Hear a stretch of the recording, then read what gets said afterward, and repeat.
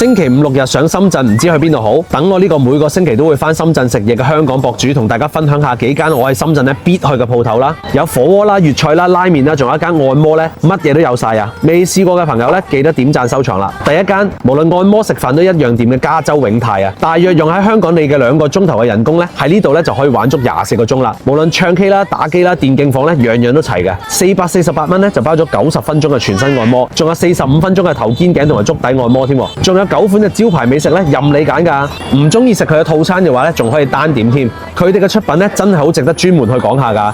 佢哋嘅廚師啊都係喺利苑度出身嘅，水準咧真係一啲都唔會差過外邊啲餐廳㗎。喺呢度咧唱住 K 玩住食飯咧一次過搞掂晒啊！第二間啦就係坤記兄弟火鍋，正宗嘅潮汕牛肉火鍋。鋪頭入邊嘅牛肉咧新鮮到啊，你自己望到都知啊！喺香港咧幾嚿水一碟嘅牛肉咧，喺呢一度咧人均100零蚊咧就食到你飽飽啦。有五花翅啦、吊籠啦、頂級肥牛啦、慈仁啦、雪花肥牛啦、牛筋丸咧，樣樣都係好正嘅，輕輕鬆鬆咧就實現到牛肉自由啊！第三間啦，呢個君悅酒店嘅主席樓啊，深圳黑珍珠餐廳，人均300零蚊咧就可以喺深圳嘅 CBD 嘆翻一餐咧環境咁靚嘅飯啊！佢哋嘅招牌炒飯財哥炒飯真係要嚟試下㗎，懷舊嘅黑叉燒、檸香脆皮雪花牛肉、XO 醬蘿蔔糕焗波士頓龍蝦、港式蘿蔔燜牛腩，每一道餸啊都係滿滿嘅驚喜啊！非常之適合你同朋友同屋企人嚟食飯啊！第四間啦，呢個麵霸鼎君，呢間咧係由香港開過嚟嘅人氣拉麵店嚟嘅，真係估唔到咧呢一個味道咁正啊！價錢啊仲非常之抵添啊！平均咧30零蚊一碗，每一碗咧啲料咧都好足㗎。中意食清淡啲嘅話咧，就食呢個鹽味清雞湯拉麵。同我一樣中意食濃味嘅朋友咧，就可以揀呢個黑蒜湯拉麵或者濃厚雞白湯拉麵。